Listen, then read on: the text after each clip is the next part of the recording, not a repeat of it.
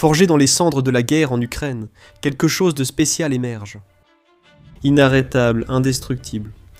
Une machine métallique sans pareil, développée non seulement par l'Ukraine, mais aussi par l'un de ses alliés les plus puissants.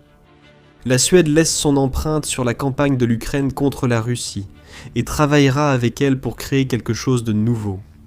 Encore. Ce nouveau robot terrestre sauve la vie des soldats en les plaçant dans des cercueils, et il arrive sur le champ de bataille. Des réunions ont eu lieu, des accords ont été signés. Le MOL arrive et Joint Forces ont les détails. Le 11 juin, le média a rapporté que la société ukrainienne IA Drones UA a finalisé un accord avec l'entreprise de défense suédoise Njord Technology AB, lors de l'événement Eurosatori 2026 à Paris, qui s'est tenu le 16 juin. Les deux entreprises ont officialisé un protocole d'accord de partenariat stratégique, rendant officiel un accord qui permettra d'apporter le système robotique terrestre MOL en Ukraine. Cet accord ne se limite pas au simple fait qu'une entreprise achète à une autre. L'Ukraine et la Suède travailleront ensemble à la production du MOL, et, fait plus inquiétant pour Poutine, ces deux entreprises collaboreront aussi au développement d'autres systèmes robotiques pour le champ de bataille ukrainien. IA Drones UA explique davantage dans un communiqué publié le jour de la signature. Le drone terrestre MOL est un système développé à partir de l'expérience réelle du champ de bataille, et il est continuellement amélioré grâce au retour des utilisateurs militaires. En partenariat avec Njord Technology AB, nous prévoyons de produire conjointement la plateforme MOL en Suède, afin d'accroître la capacité de fabrication et d'accélérer la livraison des systèmes robotiques, indique la société. C'est énorme pour l'Ukraine. Ce nouvel accord signifie que l'Ukraine dispose enfin d'une véritable filière pour amener en plus grand nombre sur la ligne de front l'un des robots les plus sinistrement utiles jamais créés. Pourquoi dit-on sinistre ? Vous comprendrez en découvrant que ce robot est en fait un grand cercueil sur roue, servant à évacuer les soldats blessés du front. Une capsule s'ouvre, le soldat rampe à l'intérieur, puis le cercueil roulant le conduit en lieu sûr pour qu'il reçoive des soins et survive à des blessures potentiellement mortelles.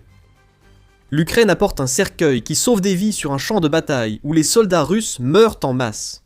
L'ironie est palpable. Et l'accord qui vient d'être signé n'est pas le premier dont nous avons entendu parler concernant la plateforme MOL.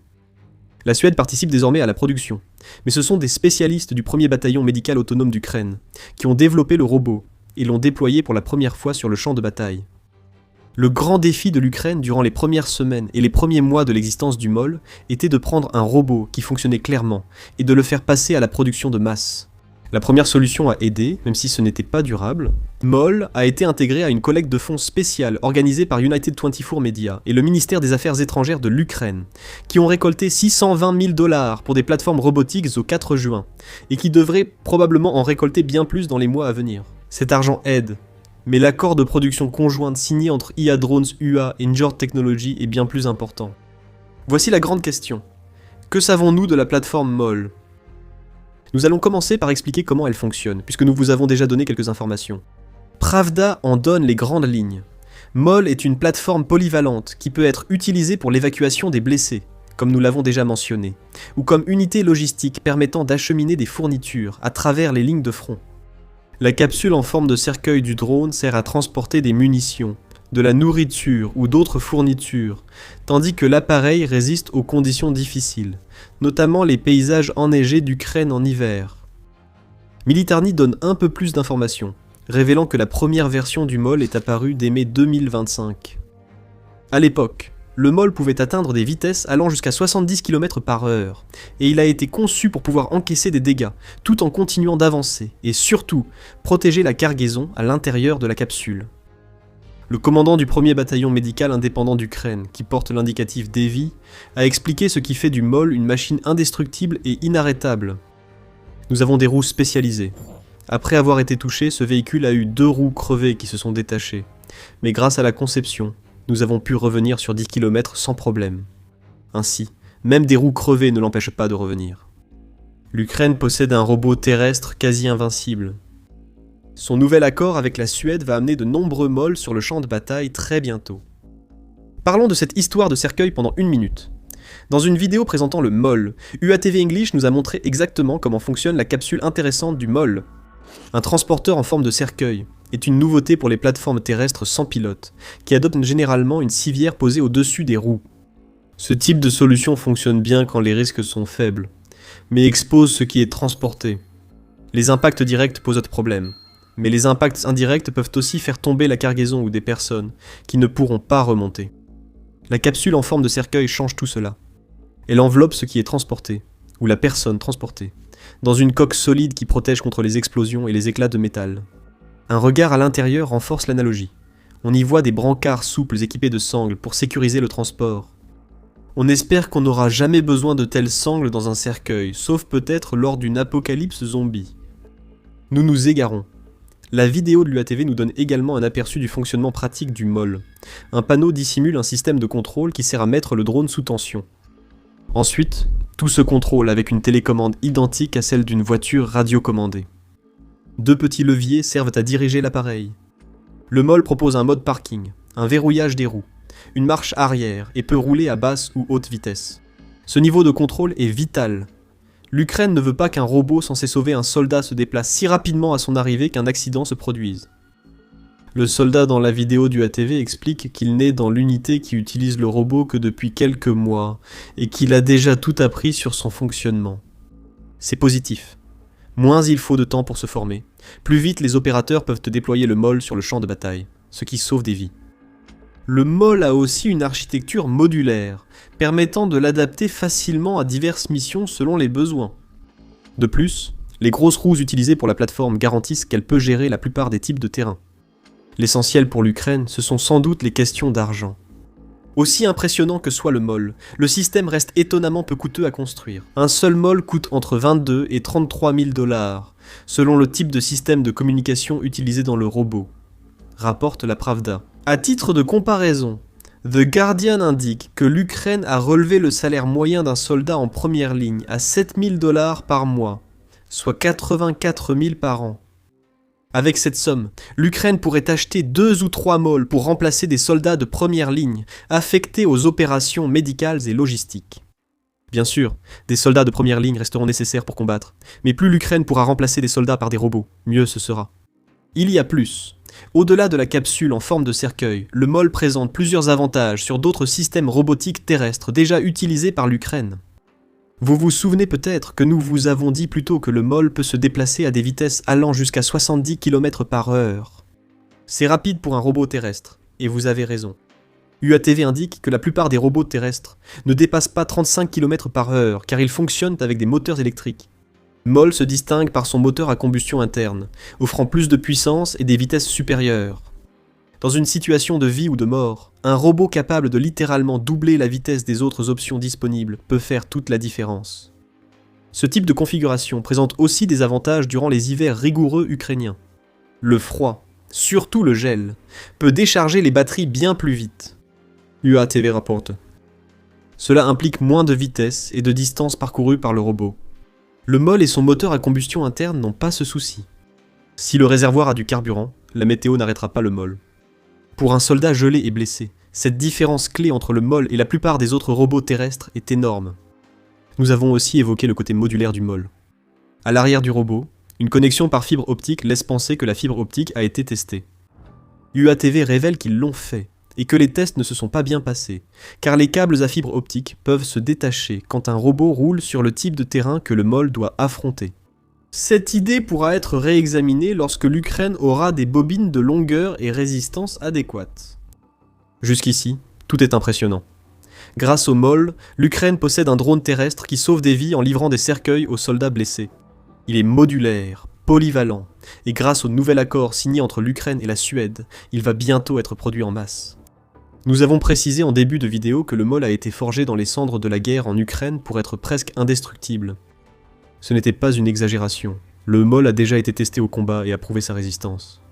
Avant d'en dire plus, rappelons que vous regardez The Military Show. Beaucoup d'autres contenus similaires sont disponibles. Abonnez-vous pour ne rien manquer. Nous vous ramenons en novembre 2025. Ce mois-là, le premier bataillon médical indépendant d'Ukraine a été mobilisé et a déployé le MOL. Peu connu alors, le robot terrestre devait relever un défi difficile. D'après The Insider, un soldat avait été blessé sur le champ de bataille, mais ce n'était pas une blessure ordinaire. Pendant 33 jours, ce soldat avait survécu grâce à l'aide des médecins de terrain, mais le temps pressait. L'Ukraine avait déjà tenté plusieurs évacuations avec des robots terrestres. 6 plateformes robotiques avaient entamé le trajet vers le soldat blessé, pour être détruites en chemin. La situation devenant désespérée, le MOL a été appelé sur le terrain. Le nouveau drone ukrainien a entamé un long voyage, mais alors qu'il approchait de la localité où se trouvait le soldat blessé sous occupation russe, la tragédie a failli survenir. Le même MOL a heurté une mine antipersonnelle qui a explosé. Tout autre robot terrestre aurait été détruit, et la Russie aurait pu revendiquer une 7e évacuation stoppée. Mais le MOL a continué sa route.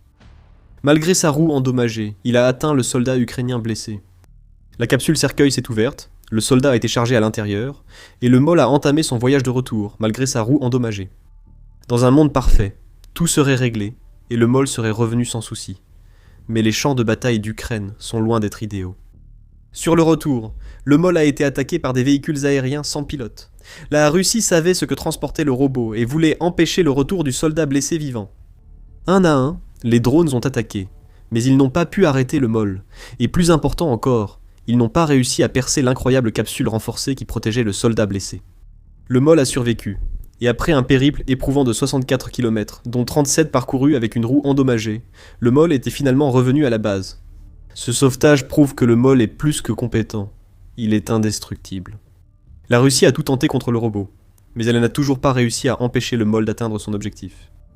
La Pravda a révélé que l'acier blindé de la capsule cercueil a sauvé le soldat en novembre 2025 et que les solides roues de mini-tracteurs intégrées au robot lui ont permis de survivre à la mine. La roue endommagée est conservée au poste de contrôle du 1er bataillon médical indépendant, comme souvenir de la puissance de la nouvelle machine ukrainienne. Depuis, d'autres missions ont été menées avec le MOL. Mais dans cette seule histoire, nous voyons tout ce qui rend la signature de l'accord entre IA Drones UA et Njord Technology si importante. Le MOL, déjà éprouvé au combat et ayant sauvé des vies, arrive désormais en Ukraine en plus grand nombre que jamais. Mais ce que nous voyons vraiment avec ce nouvel accord, c'est un condensé d'un mouvement beaucoup plus vaste qui se produit actuellement au sein de l'armée ukrainienne. Les robots terrestres sont considérés comme l'avenir sur les lignes de front pour plusieurs raisons.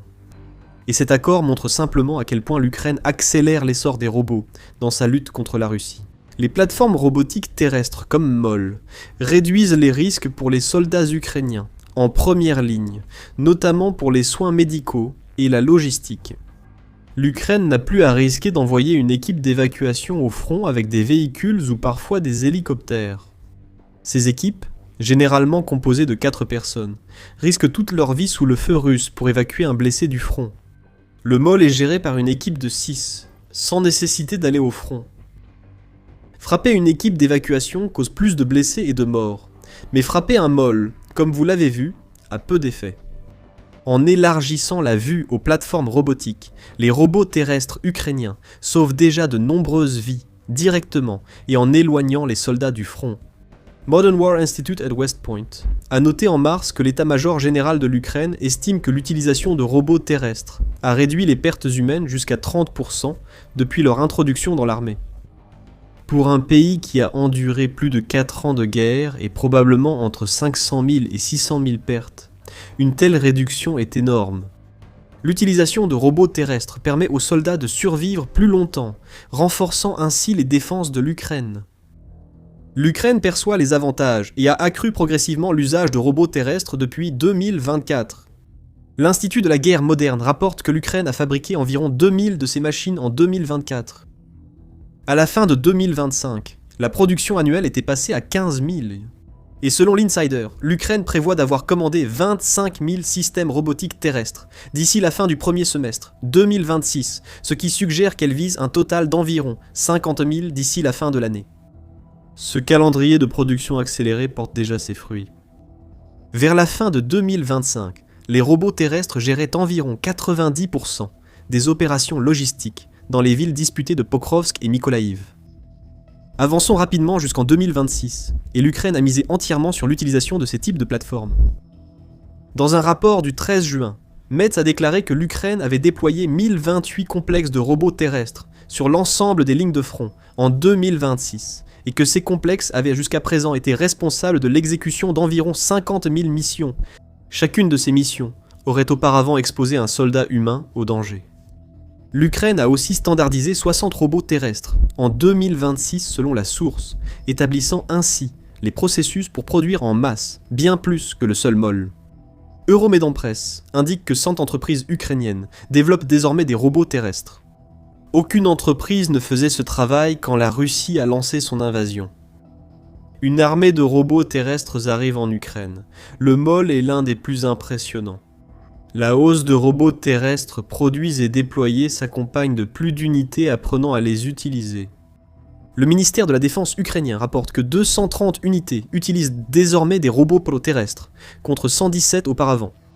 Le président ukrainien Volodymyr Zelensky a demandé une meilleure coordination entre le gouvernement et l'industrie pour augmenter la production de robots terrestres. Tout le monde doit comprendre, il s'agit de sauver des vies, déclare Zelensky. Avec le MOL, l'Ukraine a un robot spécialisé dans cette tâche de différentes manières. Et donc, nous revenons au MOL. Il est facile de résumer ce nouveau robot terrestre à un cercueil sur roue, utilisé pour sauver des vies, mais c'est bien plus que cela. Ce robot illustre pourquoi l'Ukraine reste difficile à vaincre pour la Russie depuis 4 ans. Un flux continu d'innovation axé sur la résolution de problèmes réels sur le champ de bataille a fait de l'Ukraine l'une des forces de combat les plus redoutables au monde. Des robots comme le MOL assurent que cette létalité dure le plus longtemps possible. Et alors que l'encre sèche sur un nouveau contrat avec un partenaire européen, le MOL peut aussi servir de monument aux alliances que l'Ukraine a nouées à la suite de l'invasion russe. L'Ukraine et la Suède ont créé un lien indestructible. Mais le MOL n'est pas le seul inarrêtable. L'alliance de ces deux nations est là pour durer. Pour Poutine, qui prospère dans le chaos et la division, cette unité affichée dans le nouvel accord est un poignard en plein cœur. Le MOL arrive. Nous savons déjà que les mines et les drones ne l'arrêtent pas. Même si cette vidéo met surtout l'accent sur le MOL et sur l'utilité des robots terrestres pour sauver des vies, les robots ukrainiens peuvent faire bien plus.